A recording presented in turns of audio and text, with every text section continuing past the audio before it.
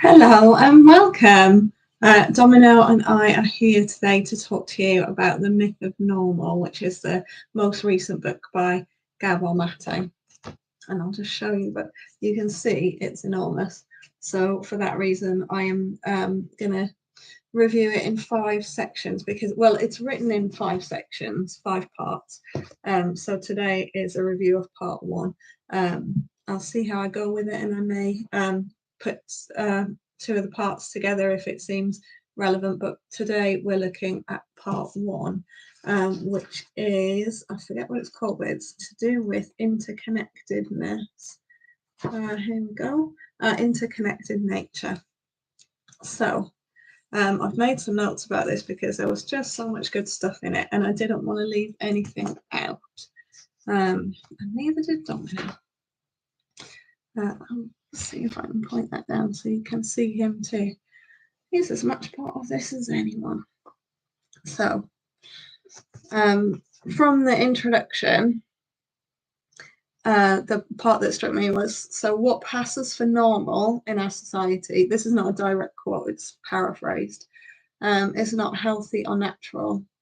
To be normal, we must conform to requirements that are abnormal in regard to our needs, and that the ways that we have to conform are unhealthy and harmful on so many different levels, and that really resonated with me. To begin with, I really dislike the word normal, and I always have done, and it's sort of often been used against me, like normal to mean the opposite of whatever I'm doing. Vegan milk, normal milk, that kind of thing. And it's just not nice. It's not a nice way of doing things, but to have it kind of laid out about how harmful normal is and how unnatural normal is, how unnatural's got connotations, of course, but against our nature, normal is. It was the sort of book where I was reading it just going, yes, the whole time. Yes, that's exactly what I think. So, on to part 1. So the first chapter is about trauma. And it talks about, we can think about traumatized people as kind of a separate group of people that something terrible has happened to them. And this kind of reframes the idea of trauma as a much more common experience. And it's not an out of the ordinary group. So trauma pervades our culture. And it might make more sense. So these are the quotes I've taken from the. It might make more sense to think about, where do we each fit in on the broad and surprisingly inclusive trauma spectrum. So I really like that idea, because I think in this work a lot of people think, oh, this isn't for me, this work isn't for me, because bad things have happened to other people and those things are so much worse, and we can have this hierarchical way of looking at trauma, and that kind of takes all of that out of it. It's just like we've all experienced trauma because we're growing up in this toxic culture with really toxic ideas, and no matter how aware of that your parents are, they're still in it. We're all in it through nobody's fault. And that kind of gets into you. And I think we can also develop this real kind of sense of responsibility as parents for not passing that on to our kids. And I think this isn't really covered in the book, but I think that's just impossible, because it's everywhere. So then the chapter goes on to talk about 2 types of trauma, big T and little t trauma, which is something that I don't like. I don't like that distinction. It's something that you come across a lot with trauma. And the idea is that big T trauma is kind of the events that we look at as trauma, so car accident or illness or a loss or rape or domestic violence or something like that. And little t trauma is just the stuff that we all experience all the time. The things growing up that you wouldn't necessarily look at and go, that's what happened, but they stick in your own mind. So it might just be like a disapproving look from a parent that might just sit in your system as trauma. So there's also a description of how trauma is not the thing that happens, but it's the response within your body, which makes so much sense because the same thing can happen to different people, and the responses within their body and the way that it sits with them or stays with them or doesn't stay with them can be completely different. So yes, I really like that as a description of trauma. I think when we get into splitting trauma into big T trauma and little t trauma, we can get preoccupied with working out which one ours is and saying that little t trauma is not as important, but what might be called a little t trauma can have the same impact on your nervous system and need the same amount of healing. The distinction is more kind of how it looks from the outside, which is just not relevant, really. I think it can maybe help with the way that it's written in the book is more about validating the little t trauma. So I think kind of if that distinction feels helpful to you, then use it, and if it doesn't, then don't. If it feels validating, it's good. If it feels invalidating, it's not, and that's going to feel different to different people. So another quote that I really love, let me just see if I can find it. Trauma is when we are not seen and known. And I love that because it speaks to kind of being who you are and being allowed to be who you are within your family, which we'll come back to shortly. So children, especially highly sensitive children, can be wounded in multiple ways. By bad things happening, yes, but also by good things not happening, such as their emotional needs for attunement not being met, or their experience of not being seen and accepted, even by loving parents. So, yeah, I think that would cover everybody. That would cover everybody because there are times when we're not seen and met, and there are always times when, this behavior is good and this behavior is bad. So it sort of lands in us as this part of you is good and this part of you is bad, and this is how you have to behave in order to be loved and lovable or seen and accepted. So I love that as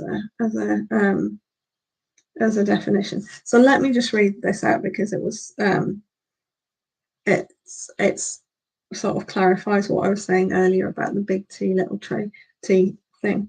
So ultimately comparisons fail. It doesn't matter whether we can point to other people who seem more traumatized than we are. There is no comparing suffering, which I think is just a lovely, lovely quote, because so often people will be like, well, I haven't experienced trauma, so that works not for me. And that can be very frustrating. So there's a lot more about kind of definitions of trauma and what it does.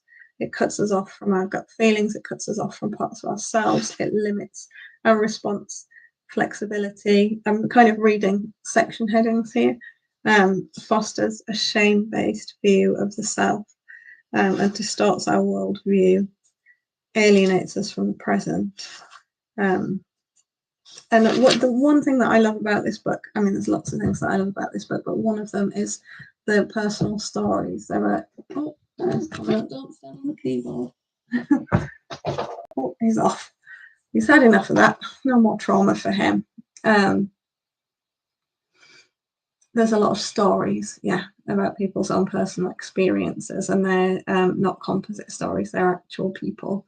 And it really kind of brings it to life and makes it easy to read. Even though it's huge, I am finding it quite easy to read for a non-fiction book. So that's really cool. So chapter 2, I'm aware that this is going to be quite a long video, actually. Chapter 2 goes into the mind-body connection. It talks about PTSD and the link as a predictor for physical conditions.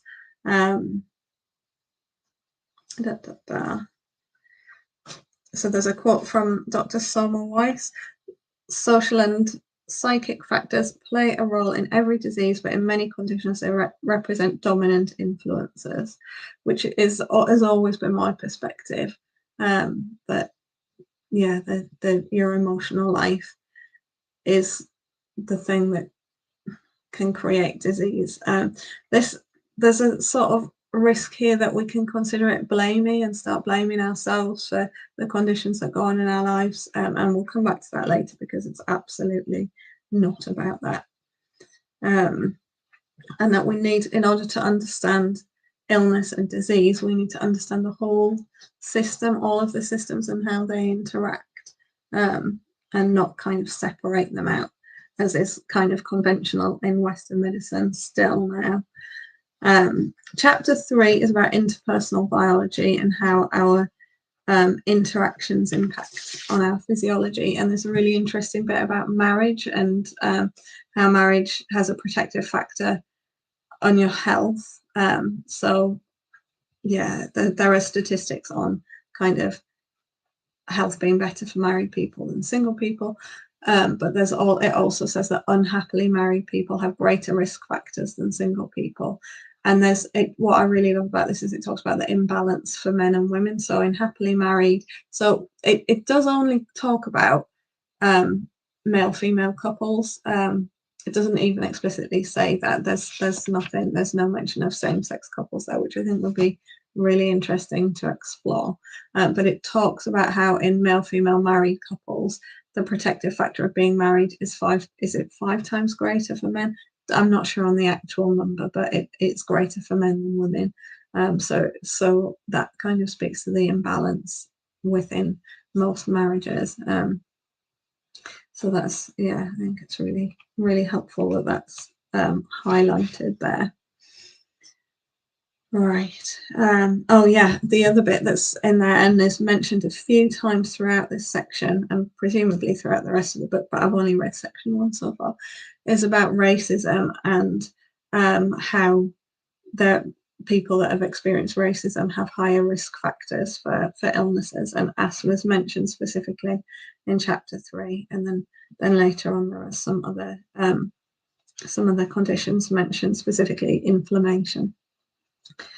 So, well, inflammation is not specific, of course, but there is a connection between racism and the gene expression for inflammation. So chapter 4 goes into genes and epigenetics, and it's quite, it's not too hard to understand, but it's potentially too hard for me to explain. But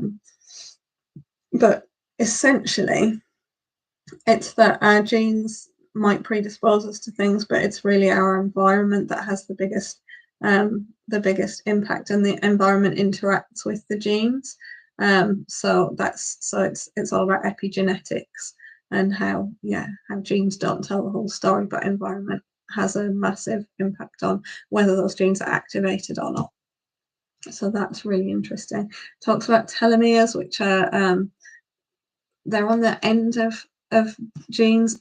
I'm way out of my depth trying to explain that, but it's really interesting to read, and there's an impact connection between the length of telomeres and stress. So yeah, definitely I would give that a read if you're interested in that. I would just give this book a read anyway because it's really, really good. Inflammation may be an important developmental mediator, linking adverse experiences in early life to poor adult health. And it talks about how studies word these things really cautiously because it's kind of professional suicide for doctors and researchers to say, yeah, our emotional state, our environment, our interpersonal relationships all have an impact on our health and all sort of predictors of various diseases. So that's from chapter 5, actually. We've skipped ahead. So it's autoimmune conditions. So yes, chapter 5 is about autoimmune conditions, and that quote is from it. There's elegant research connecting early adversity to inflammation in adult life. So autoimmune conditions often have doctors stumped. They can come up with a name sometimes, but sometimes it changes, the diagnosis changes. I know people who've had a diagnosis and another diagnosis and another diagnosis, and the doctors just don't know what this condition is. And sometimes they can offer pills that might help, or surgery that might sort of alleviate symptoms, but in terms of the cause, they have no clue a lot of the time.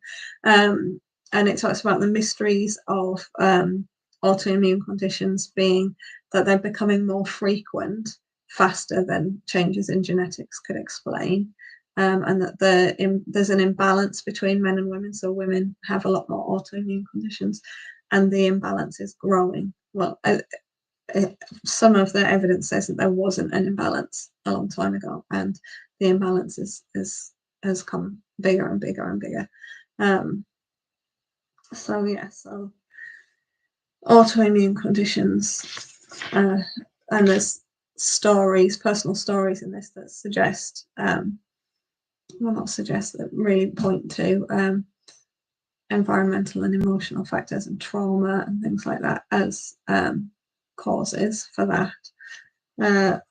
So there's a doctor who, so what I wanted to comment on, this is kind of touched on in the book, but it really struck me that there's a doctor who's kind of using this with her patients and noticing big changes and big improvements when these factors are considered and stress is considered.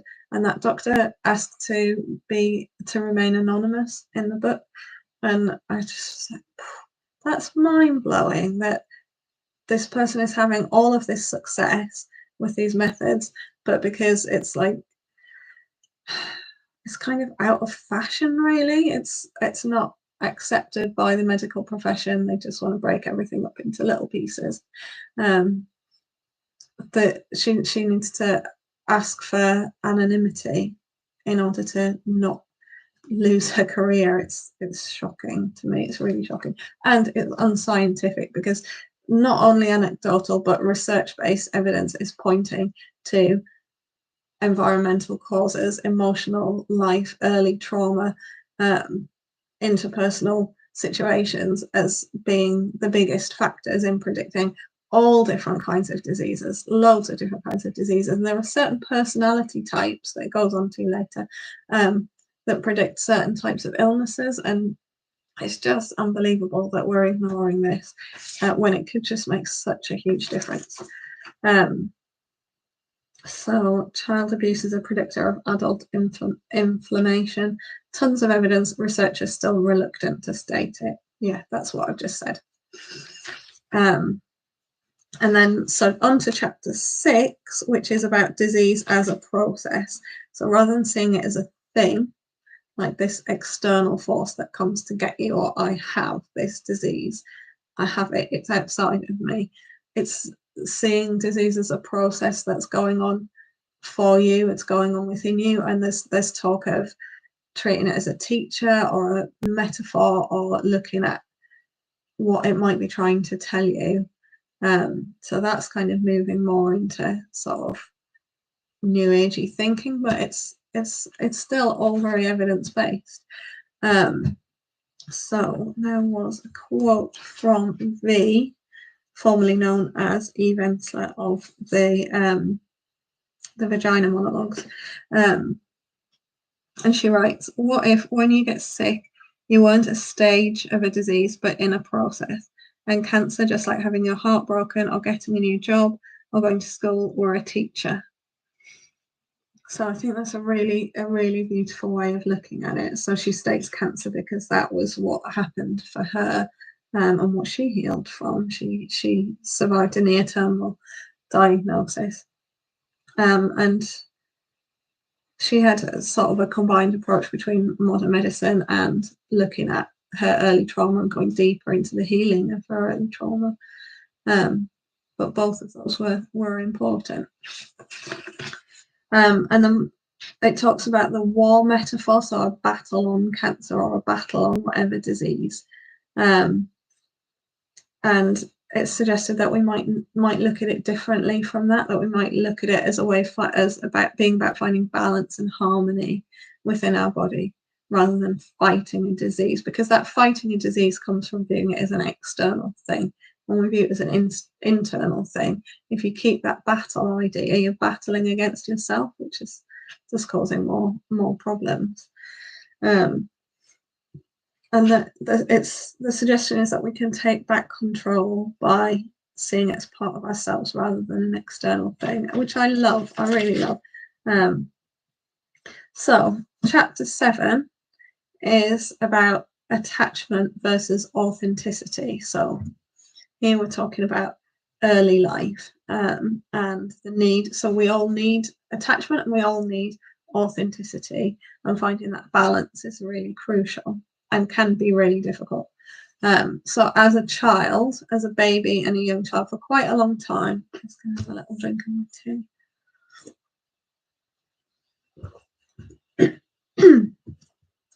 For quite a long time, the priority need is attachment, because your survival depends on your caregivers. So we learn all of these adaptations that promote attachment, and some of those override authenticity. So if you find that this part of yourself is not approved of by your caregivers, essentially this part of yourself, the part that cries, the sensitive part, maybe, that's just an example, it could be something else, that part is not, it sort of brings disapproval from your caregivers, then you sort of tune that out a bit and you hide that more, and you become more sort of a people pleaser as a tiny baby.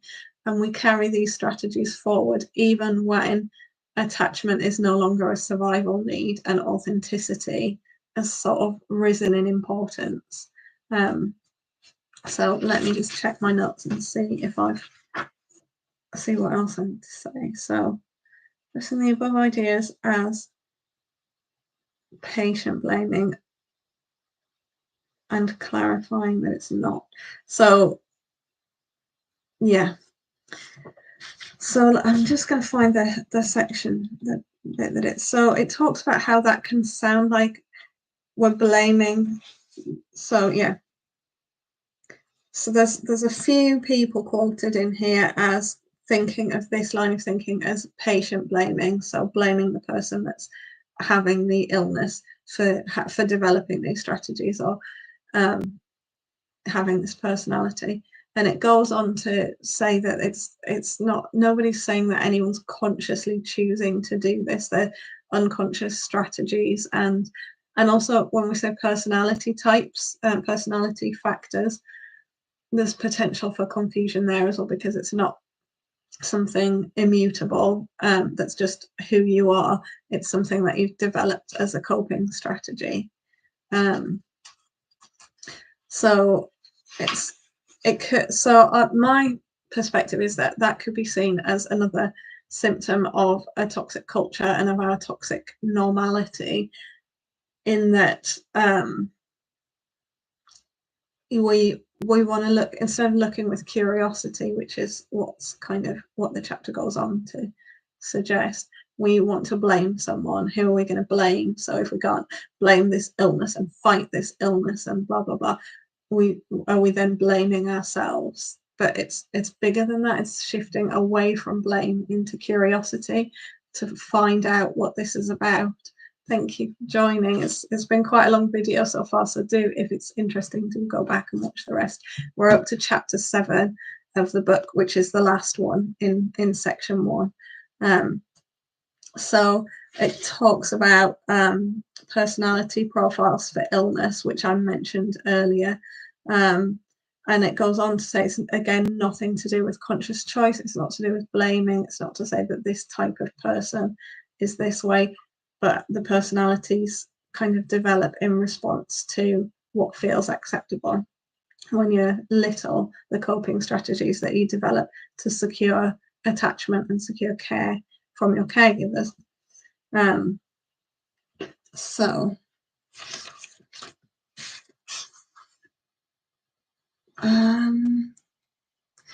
nothing to do with conscious choice, but come from the conflict between attachment and authenticity.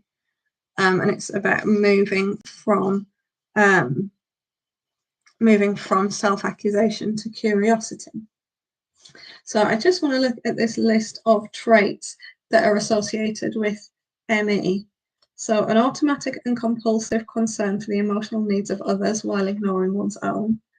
rigid identification with social role, duty and responsibility, overdriven, externally focused, multitasking, hyper responsibility, repression of healthy self-protective aggression and anger, and harboring the beliefs that I'm responsible for how other people feel and I must never disappoint anyone.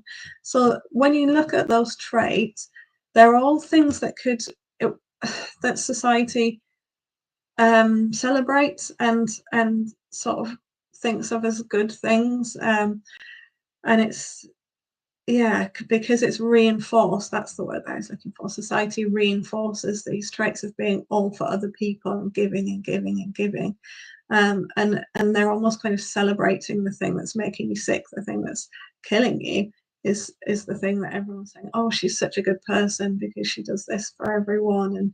And Gabor Mate in this part talks about how he reads the obituaries. I've seen him speak about this in a video as well, and they almost show the cause of death by people saying what's so lovely about this person and how this person always put their own needs last.